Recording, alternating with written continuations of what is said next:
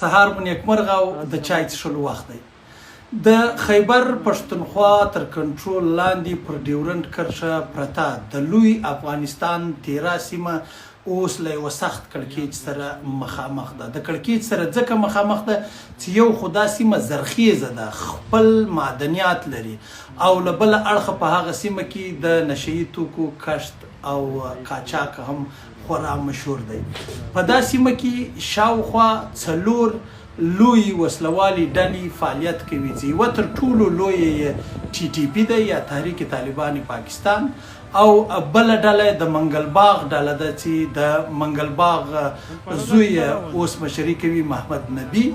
او بل چې دی هغه انصار الاسلام دی د پیر سیف الرحمن ډله چې اوس یې مشر محبوب شاه دی. د دغو ټولو ډلو سره پخوا کې په دا سیمه کې د داعش خراسان ډله ډیر لوی فعالیت لري، او د داعش خراسان ډله هغه ډله ده چې وړاندې تر دې د TTP برخه وله او د TTP څخه جلا سو، یعنی د TTP د اورکزو برخه چې په مکمل ډول له TTP جلا سوله، او په دا سیمه کې د داعش څانګه فعاله کړه او د داعش خراسان په مخکشانو کې راغلل. نو لدې سره هممهاله دلته اوس څو مهم ټکي دا موجود دي چې ډیری خلک دا اټکل کوي چې په دغه سیمه کې چې د نشهیي توکو یا خاص کر د بانګو په کشت او د نشهیي توکو په قاچاق مشهوره ده، او د سیمې اکثره وګړي چې دي هغه افریدي دي. نو دې سیمه کې اوس پوځ د خپلو منګولو د ټینګولو کوشش کوي. خلک دوه ډیر عمده علتونه بیانوي. یو دا چې په افغانستان کې د نشهیي توکو کاروبار ختم شوی دی، په افغانستان کې نشهیي توکي اوس پر مخ باندې ختم دي. نو دغه کاروبار چې په دې خوا کې موجود دی، پر دې باندې د پاکستانی پوځ ځینې لوړ رتبه افسران او یا ځینې ریټایر افسران چې د نشهیي توکو د مافیا غړي دي، هغوی غواړي چې منګولې ټینګې کړي. البته دا د خلکو خبره ده، دا نتایج شوي راپورونه دي. دوم اړخ دا دی چې جګړه چې په خپل ذات کې ډیر لوی کاروبار ده، بیا هم د پوځ ځینې کسان او ورسره جوخت ځینې کړی یا ریټایر افسران یا موجوده افسران دا غواړي چې دا جګړه دوامداره وساتي او پر جګړه باندې خپلې منګولې ټینګې وساتي. خو یوازې دوی نه دي، پښتانه سیاستوال، ځینې پښتانه سیاستوال هم په دې دواړو کاروبارونو کې ورګډ دي، که هغه د نشهیي توکو د کرکیلې او قاچاق کاروبار دی او که هغه د جګړې کاروبار دی. ځینې په پسته ژبه ورګډ دي، په ښکاره د جګړې مخالفت کوي، خو په اصل کې جګړې ته لمن وایي، او ځینې بیا داسې دي چې په بله بڼه باندې دې جګړې او دې لوی کوچېدنې یا لوی کډه کولو ته یا لوی بېځایه کېدنې ته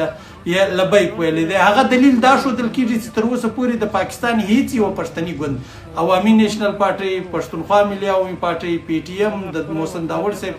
جمهوري غورځنګ چې دلته په دا سیمه کې فعاله دي، یوه هم داسې ښکاره واضح او صریح مخالفت نه دی کړی. هغه مخالفت یې ډیر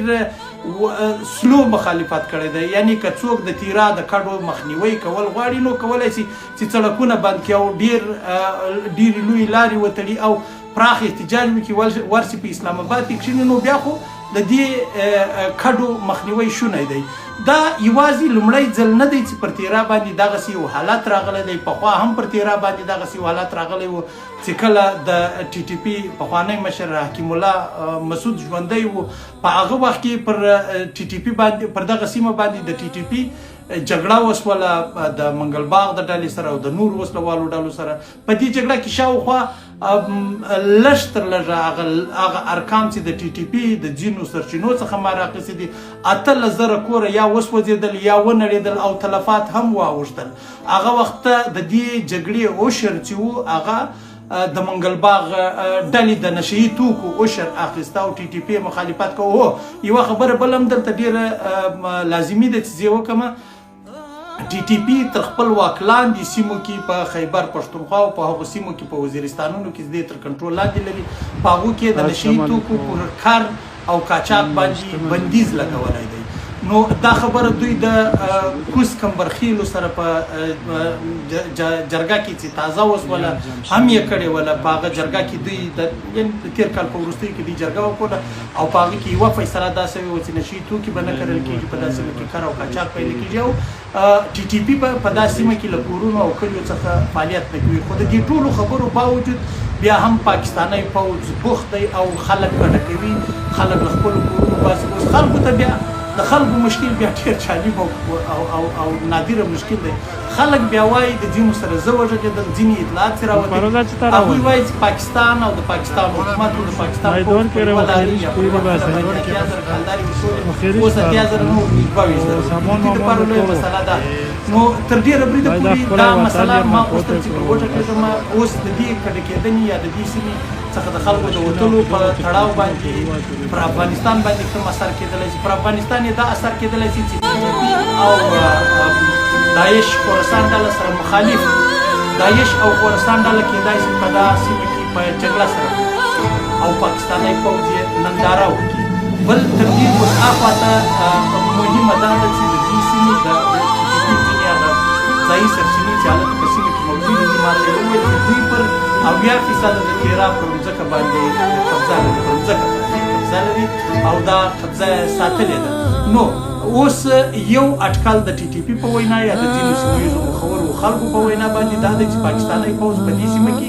داعش ته یا اورکزو ته هغه د ټي ټي پي جلا سوي اړخ ته ځای ورکول غواړي څو دوی عملیات وکړي او دا خبره له دې څخه هم داسې څه ناڅه ښکاري چې تازه په کابل کې چاودنه سره د قسم د کابل چاودنې بې جوابه کله نه دي پاتې شوي نو وګورو چې څه کېږي خو جواب دا معنا ډیپلوماټیک جواب طالبان البته نو راځم دې ټکي ته چې د تیرا حالت ترېږلي دي کېدای شي اوس یو بله ویره دا موجوده ده او په کار دا ده چې دې ته د افغانستان اوسني واکمن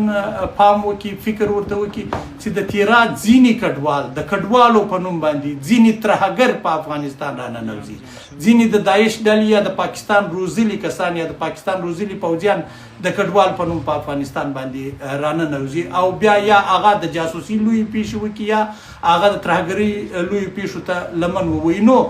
تیرا په مجموع کې زه بیا دا خبره کوم زرخیزه سیمه ده تیرا په مجموع کې تر ډېره بریده پورې د کار کیلې سیمه ده که څه هم دره ده خو په دا دره کې د بانګو کښت ډېر زیات کېږي دې اړخ ته خلکو پام نه دی کړی او یو بل مهم فکت دا هم دی چې په دې سیمه کې دا ټول افریدي اوسېږي یو اړخ بل یوه بله د پاکستان ګټه دا ده چې افریدي کمزوري کول غواړي د سهیل افریدي له وجې د خیبر پښتونخوا لومړی اعلی وزیر دی او د دغه اعلی وزیر یا لوی وزیر یا مشر وزیر څخه دی په عذاب دی هغه د عمران خان د ډلې غړی دی خو سوال دا دی ولې دا د عمران خان ډله ولې پښتونخوا ملي عوامي پارټۍ ولې عوامي نیشنل ګوند ولې د محسن داوړ ګوند ولې پښتونخوا نیشنل پارټۍ چې د عثمان لالا زوی ځوان یې چلوي ولې پی ټي ایم چې منظور خان پښتون یې چلوي دوی ولې یو صریح او واضح احتجاج نه کوي دوی ولې پر دا موضوع باندې نه راوځي دا ډېره لویه سوالیه نقشه ده دا موضوع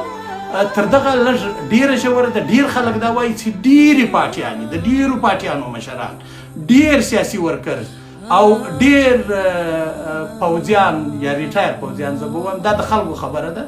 وایي د نشهیي توکو په قاچاق او د جګړې په کاروبار کې ښکیل دي ځکه سیاسیون احتجاج نه کوي او پوځیان خلک وباسي څو په دې سیمه کې یو پراخه جګړه رامنځته سي او دا جګړه به تر ډېره بریده پورې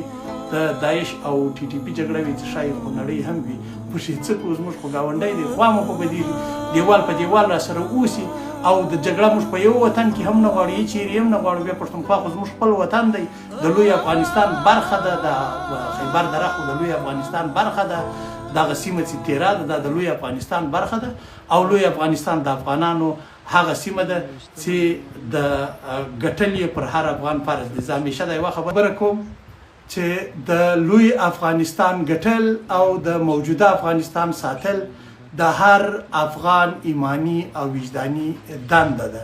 که څوک تر دې دواړو تېرېږي هغوی د خپل نیشنلټي خپل نوم خپل ذات بدل کړي هغه افغان نشي کېدلی نو د یوه داسې افغانستان په هیله د یوه لوی افغانستان په هیله چې سوله وي امن وي پرمختګ وي زده کړې وي کار وي روزګار وي سکون وي هیڅ ډول اختلاف وجود ونه لري او هر څه ګل گلزار وي خدای مو شاده باد او بریالي لره میرویس افغان مو تر بلې لاندې ویډیو پر لوی لاس میدان کې